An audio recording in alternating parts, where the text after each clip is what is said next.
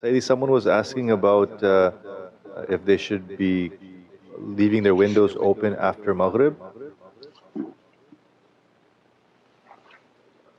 it related to energy or something? Or Yeah, it's best not to. You have the ta'weezes on the window and should you leave your windows open after Maghrib, it's probably best not to unless you can put the shades and the windows open for air. If you really need the air and it's hot, then no problem. Allah you say, Hasbunallahu wa ni'mal wakeel.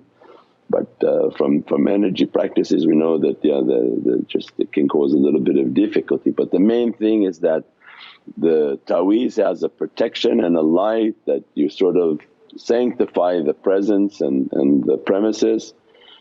And the reason for shutting the blinds and the shades is that these creatures from a distance can cast themselves into a location if they can see through. When they can see through the window from a distance, they can cast themselves into that location and begin their fitna, difficulty and whatever type of difficulty they want to place.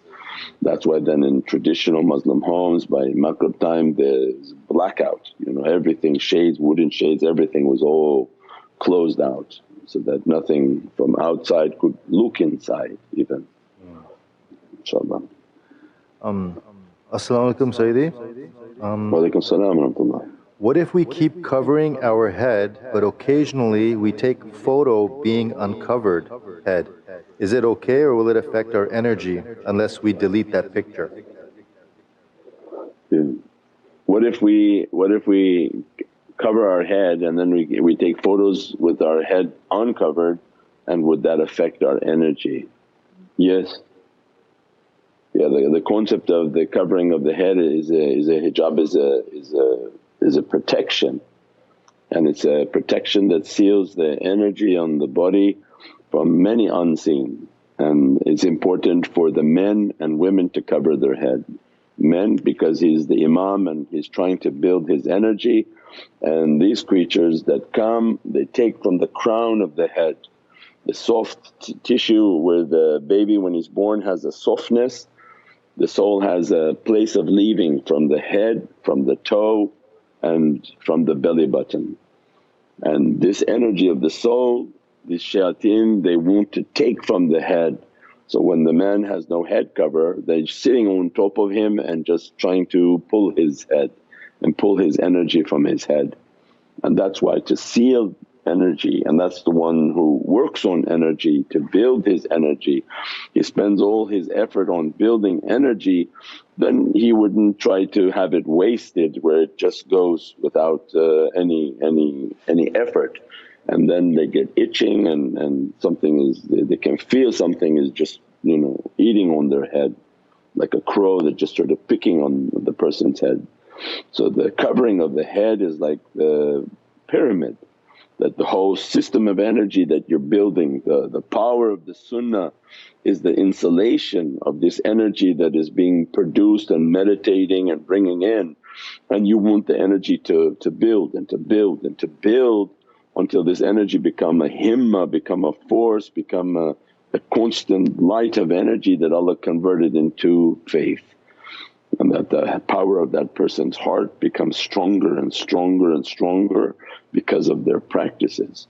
So it has immense power. So when we see imam without a head cover, then we know that that's not a proper understanding and that's not something good. And if they're in their position of being imam and they're trying to even teach without a head covering, that's a different madhab, that's a Salafi, Wahhabi, not even Salaf, astaghfirullah, because Salaf is solid, the purified Sahabi beyond even comparison. That's complete Ahlul Sunnah. These people make these names but these are Wahhabi beliefs and they don't adhere to the Sunnah, nor do they find any importance in the majestic Sunnah of Sayyidina Muhammad. Just on an energy level, if we understood what was eating our head, the power of that Sunnah is immense. At the level of loving Prophet and magnifying the majestic Sunnah, that anytime you revive a Sunnah you have like a ajr of 70 martyrs. that in last days Allah, why the nation of the last days would be so blessed? Because everything would be dropped.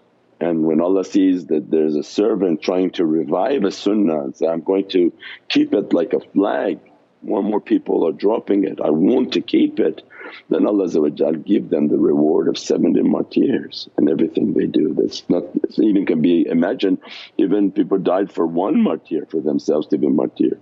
Imagine being dressed by the rewards of 70 martyrs for reviving a sunnah. So anyone who goes around with the hat and people say, what's that? Say, this is the majestic sunnah of Sayyidina Muhammad. When they see your ring and say, what's that? They say, oh, see, it's all forgotten. This is the majestic sunnah of Sayyidina Muhammad. And they see you have a Sewak in your pocket. You go to the mosque and these madhab people, these would say, oh, what's this? You can use toothbrush and say, oh, I don't want to give you a talk right now, but you've lost it completely. This is a majestic sunnah. This little stick here has the power to open your heart and all your latayifs. If you used with understanding and the majesty of Prophet that everything Prophet brought for us has an immense reality. And that we ask everything that we do to be under the nazar of the King of all creation, that He be happy with us and His gaze be upon us always.